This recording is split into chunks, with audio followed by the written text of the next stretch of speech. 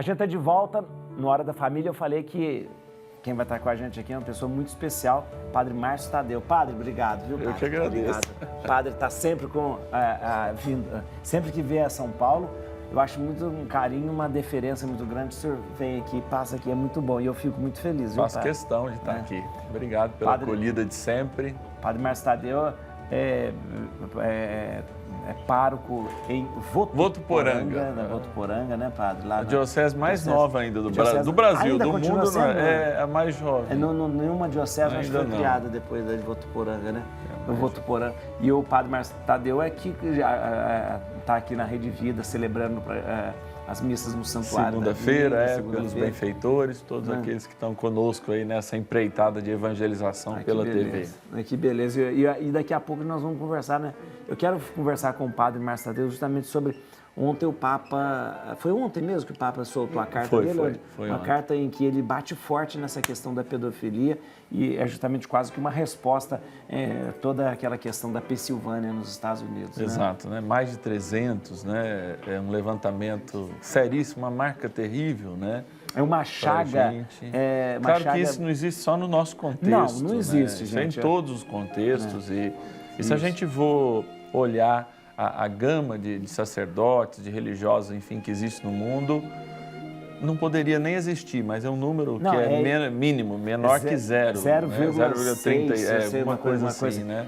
Mas mesmo assim, existindo um já é. Já é uma mácula, já é uma mancha terrível. Mas é a maneira como que usa a informação, né? Que é o grande problema. Graças a Deus a gente tem espaços como esse para falar a verdade. Ô padre, voltando ao assunto, gente, esses dias todo mundo, e principalmente a igreja, foi abalado justamente com a questão da igreja na Pensilvânia, com a história de 300 casos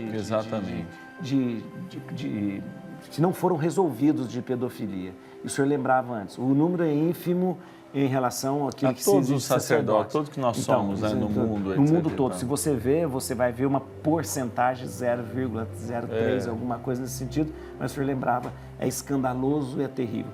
A pedofilia, ela é uma perversão, é um crime, é uma doença e tem que ser banida. Não existe essa coisa de dizer assim, olha...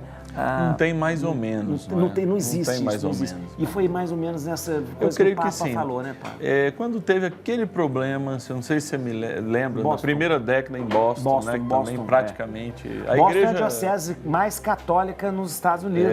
A maioria, ou seja, Boston Estado... reduziu a 30% que era a diocese por ocasião disso. Né? Hoje a diocese já levantou. Até há uns anos atrás eu fui...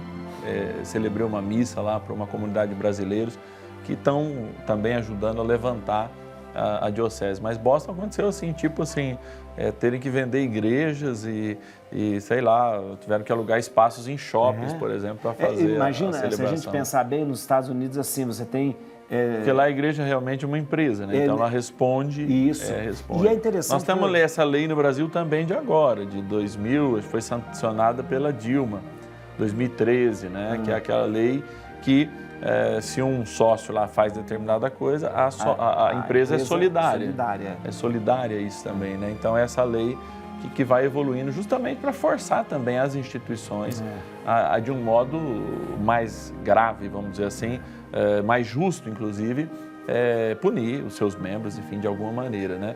Visto que a gente tem o Código de Direito Canônico, que já cabe, enfim, punibilidade a tudo isso. O esforço grande até de punir e de vir com uma sanção muito séria começou com Bento XVI. Exatamente, da primeira década, né, do milênio, ainda Bento XVI, se não me engano, 2008 ou 2010, ele lança uma carta justamente dizendo para os bispos para ter tolerância zero, que se o bispo não levasse adiante, ele iria sofrer as sanções junto com o seu subordinado que porque, na verdade, eu até consigo entender o dilema de um bispo, porque geralmente os bispos aqui respondem, mas de repente ele se vê... E não é porque nós somos padres, mas a gente também consegue entender o dilema de uma acusação falsa que existe. Sim, existe. Aliás, numa gama por causa dessas, muita gente ganhou dinheiro, muita gente processou, muita gente teve isso, por causa disso. E depois de anos, muitos também voltam atrás e acabam...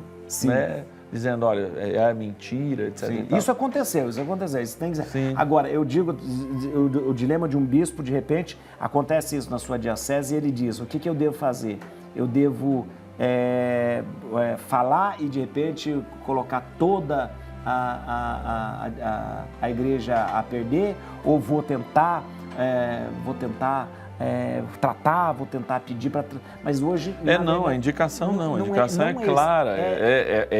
Inclusive, fazer a denúncia no nível civil. É isso que eu ia perguntar. Criminal. Fala, olha, aconteceu... Mas isso já era a orientação do Bento XVI.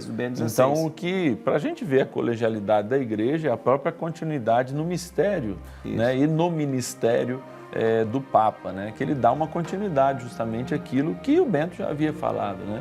Nós, de fato, e aí a gente pode falar como igreja, não temos nada a ver com isso, né?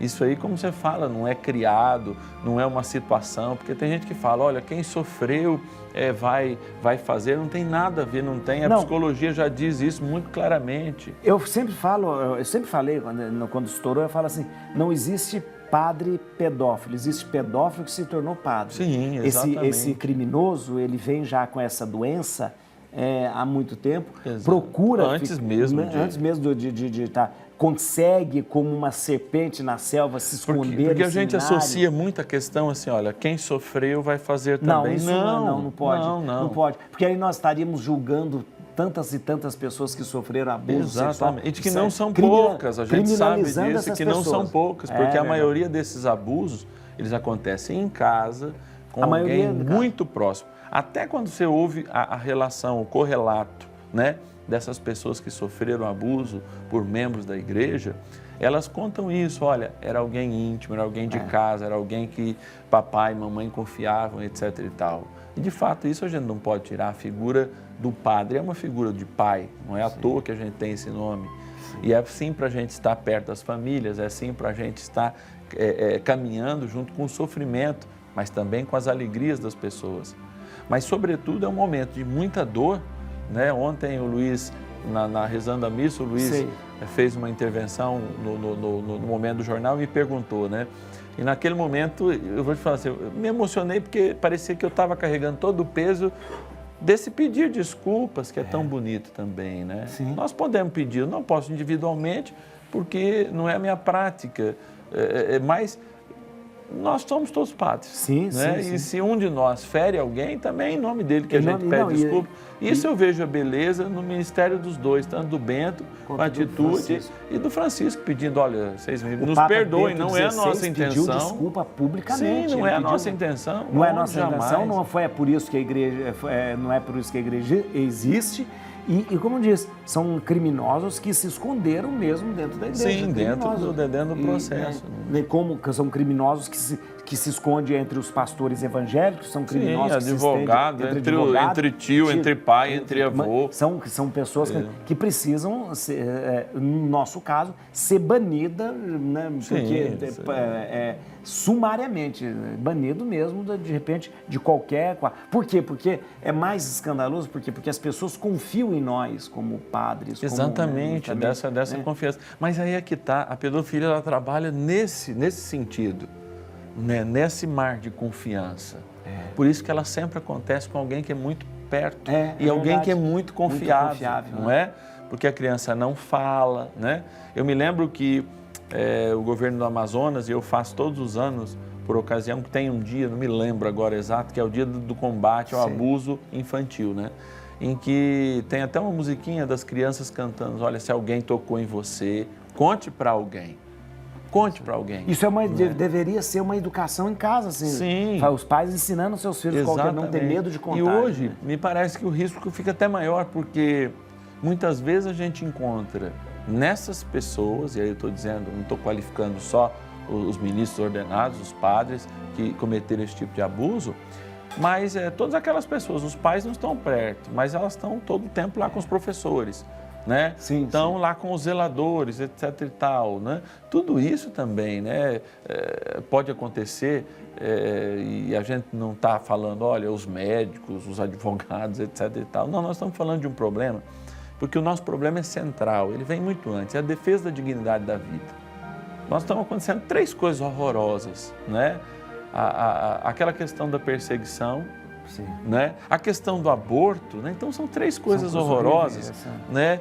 Que são atitudes humanas absolutamente deploráveis, ou seja, não admitir que você fique lá na minha cidade porque você é um estrangeiro, sem qualificar que tipo de vida você está vivendo no teu país. Fome, violência, etc. e tal, gerando violência, né?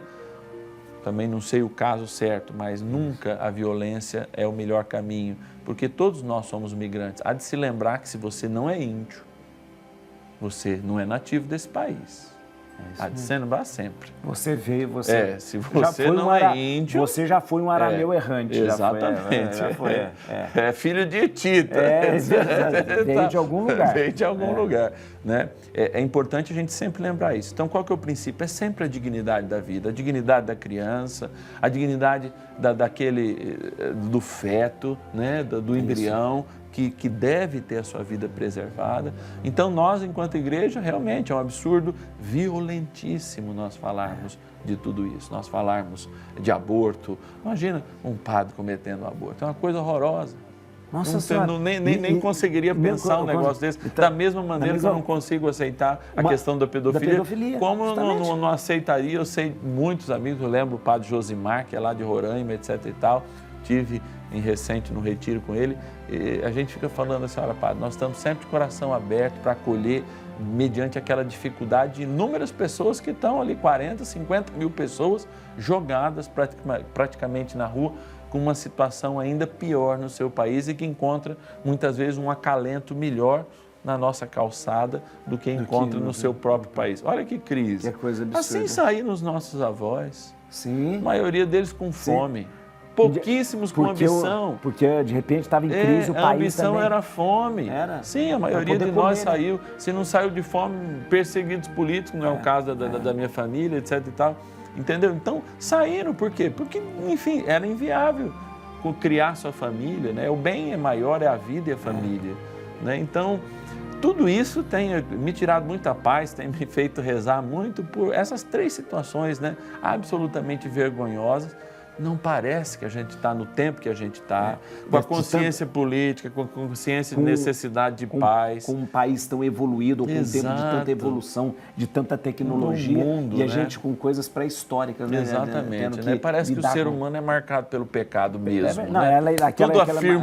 Tudo afirma a necessidade de nosso Senhor Jesus Cristo sempre estar presente mesmo, fazendo essa história mudar. Né? São atitudes subhumanas, né? São atitudes assim, você percebe de alguém que não conseguiu sair do nível do instinto, né? As coisas, às vezes, né? Uma pessoa que de repente fala, não, você não vai entrar na minha terra e você vai ser morto. Não, ou então uma pessoa que faz, de repente, comete a pedofilia e de repente vê isso com naturalidade. Né? De onde que é isso? Existe, inclusive, para absurdo nosso, correntes sociológicas que classificam olha que absurdo, que classificam a pedofilia como um gênero sexual, um gosto sexual. Pelo amor de Deus, aí vai então, é todo um processo, eu estou falando, ao mesmo tempo que a gente evolui, a nossa mancha também evolui, que é o pecado. Então, Jesus continua sendo ainda uma necessidade muito grande para a humanidade, porque só Ele tem palavras de vida eterna. Eu vou continuar com o padre aqui, né? Eu continuo aqui, vai para o intervalo? Não, vai para o intervalo não, né? Você sabe se vai para o intervalo? É? Para o intervalo, estou padre. Se não deixar nós aqui, a gente fica a tarde inteira. Vamos prosear.